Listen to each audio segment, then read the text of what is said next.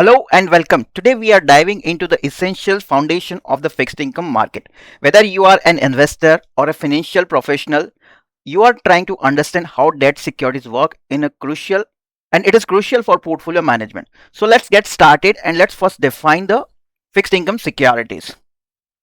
So let us begin with the core definition. Think of a fixed income securities as a tradable loan agreement. Okay. When you buy a bond, you are the lender. Okay, when you're buying the bond, you are the lender, and the entity selling the bond is a borrower or issuer.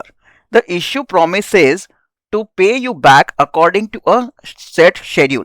This usually involves a regular interest payment, or which is called a coupon as well, and return the loan amount at the end, which is called principal amount.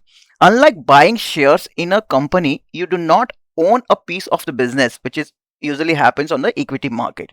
However, you have a higher priority claim on the company assets if things go wrong. If in the bond market, you have a higher priority. This structure is why fixed income is generally considered lower risk than stocks or shares. So what have we learned? A bond is a contract where the investor lends capital to an issuer in exchange of a defined future cash flows. So cash flow comes in the form of coupons as well as repayment of the principal. So if you see in this diagram, which visualizes fundamental cash flows in a fixed income transaction, on the left hand side, if you see the investors or a lender, and on the right hand side is a issuer or borrower. If you follow the top arrow, which is this one, the investor provides the principal. As a lender, you provide the principal or capital to the issuer, okay, which is borrower. Now look at the return arrows, which are the two return arrows here. You can see here at the bottom, the issuer sends periodic coupon payments back to the investor.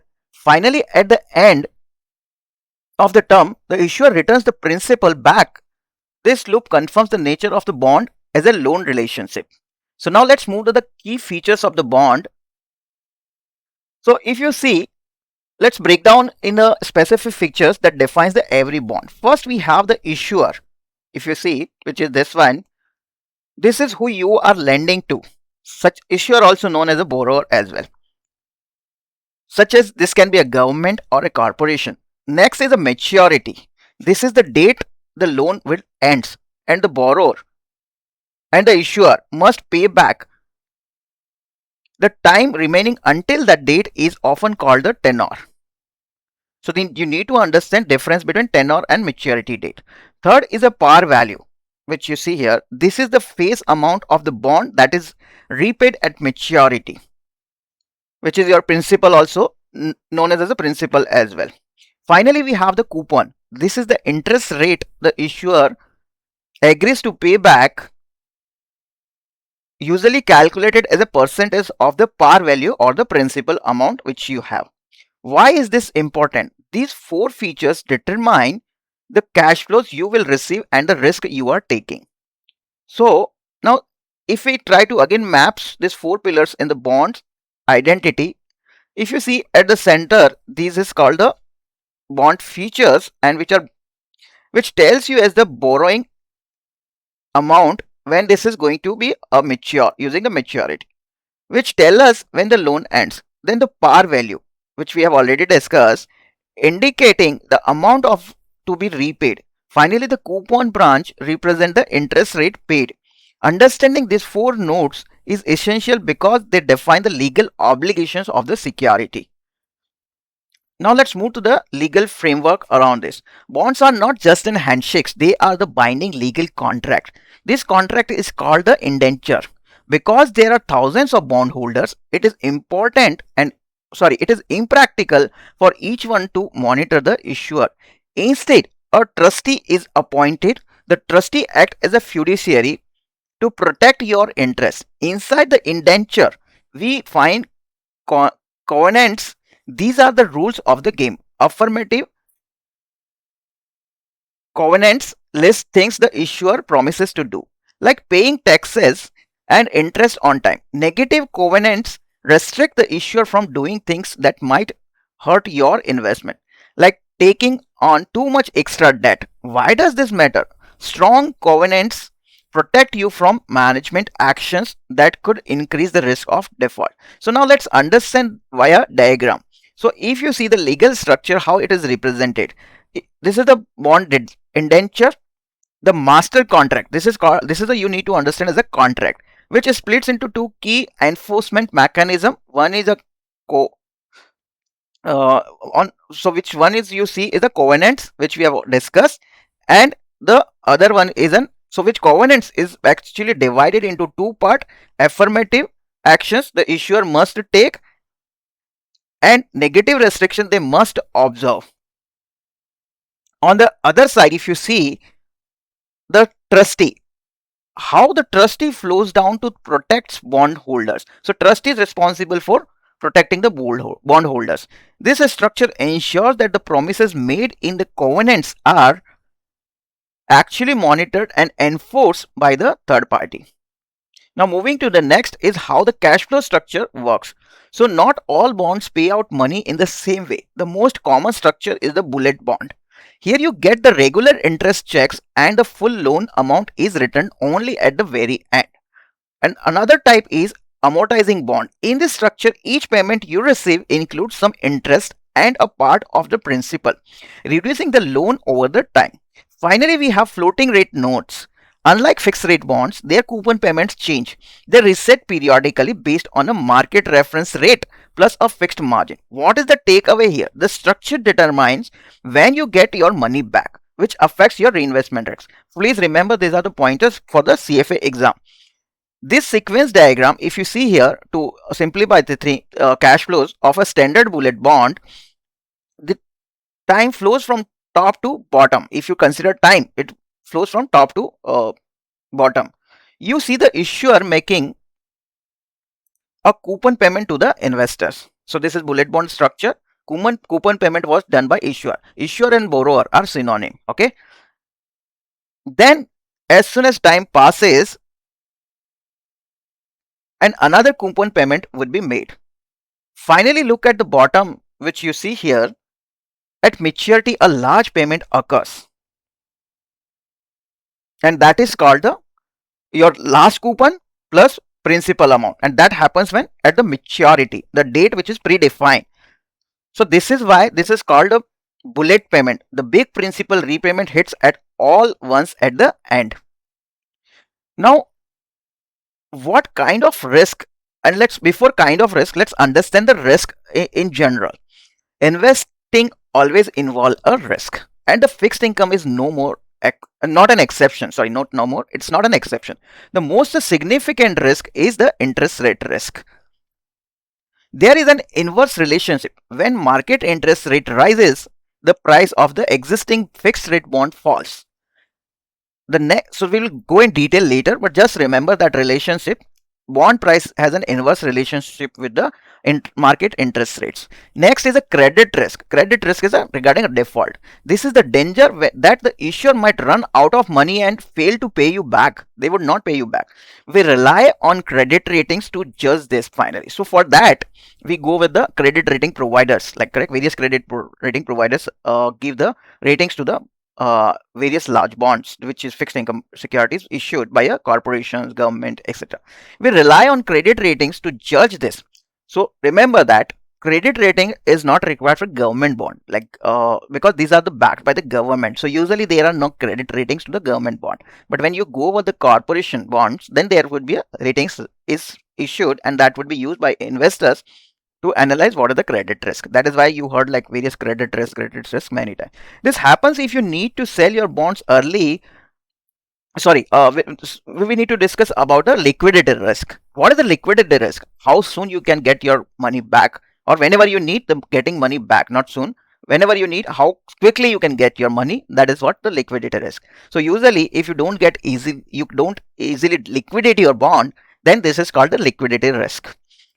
So this happens if you need to sell your bond early, but there are no buyers, forcing you to sell at a discount. So then you will get very less money, relatively lesser money. What is the you were actually expecting?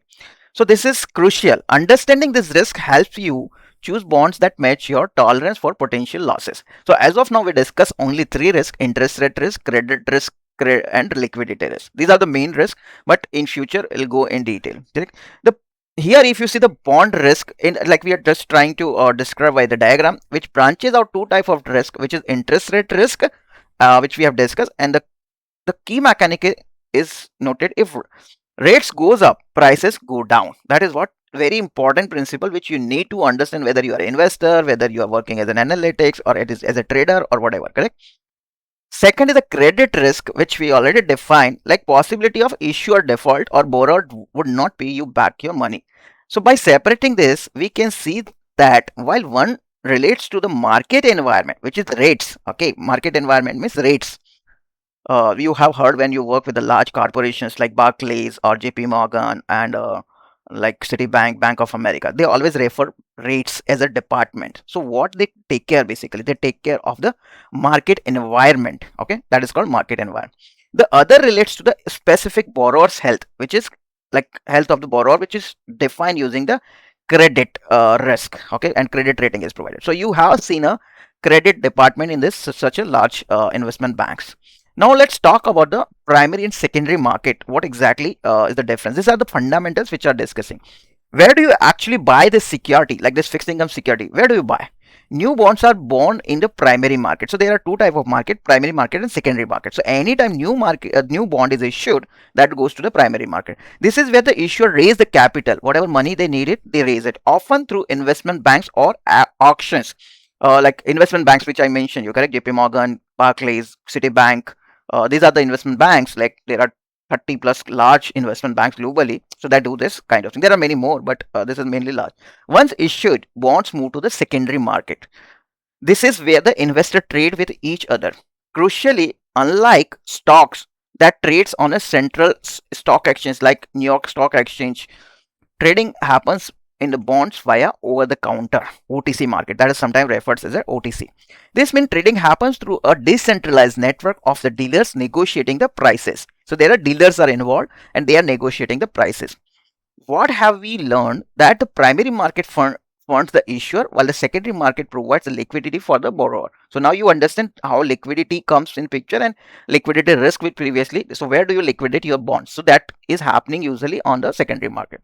So if you look at the diagram, just to reiterate the stuffs, if you start at the when the bonds are issued, this goes to the primary market where bond is created and issued.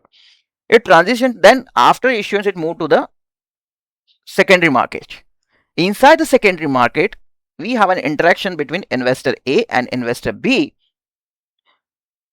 So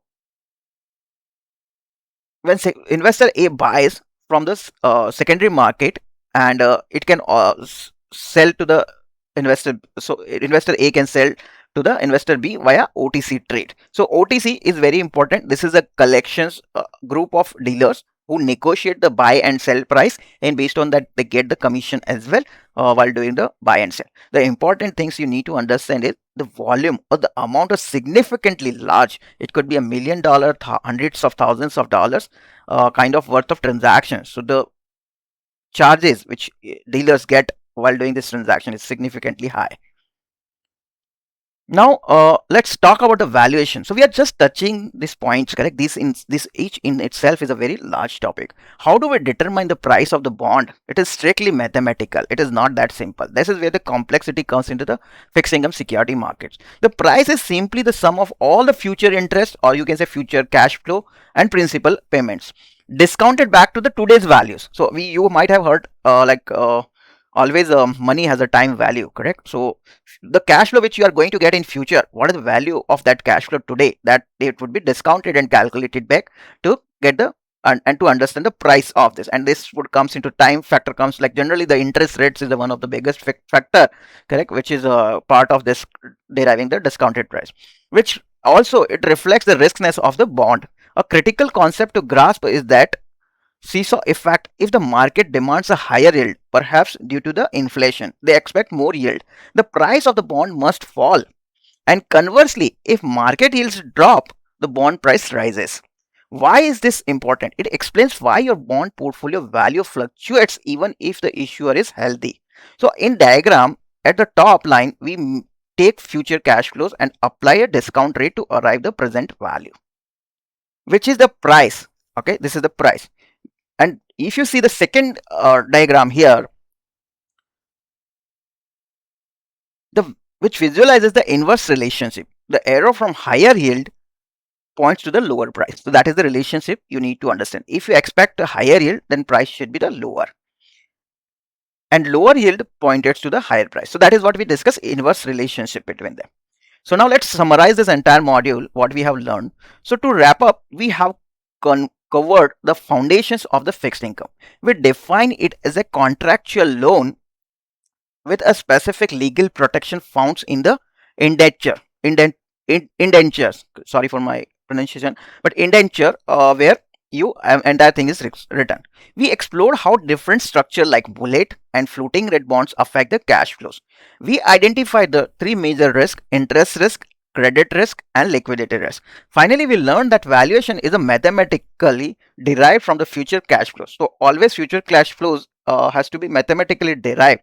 So that is why it is not, you have seen the bonds which has a some defined coupon, but the yield is different than what you see on the coupon. So this is mathematically derived what should be my bond price today, which is with the considering the future cash flow. Understanding these pillar structures, legal risk, and valuation is the key to successfully navigating the debt markets. So thank you for your attention today. And at the final journey, I just want to again go through that we have taken in this training. We started with the basics, correct, which you're defining the debt and then bond features we discussed, and then we move to the legal structure of that bond, which is indenture and trustee. What is this basically trustee's roles, and what is indenture? Indenture is the contract. Then what are the risk and value? So how do you analyze? So like we need to in future learn like how to analyze the risk, correct, and calculating the price of the bond. So that is what we need to understand that. So these are very, very basic but very important concepts for everyone to learn. So thanks for watching. We will go in detail later, but I just want to tell you, like as part of this training, you would get the entire book which covers the concepts in detail, correct, as well, to understand, and you should read this after listening this training videos. Thank you. I'm stopping now.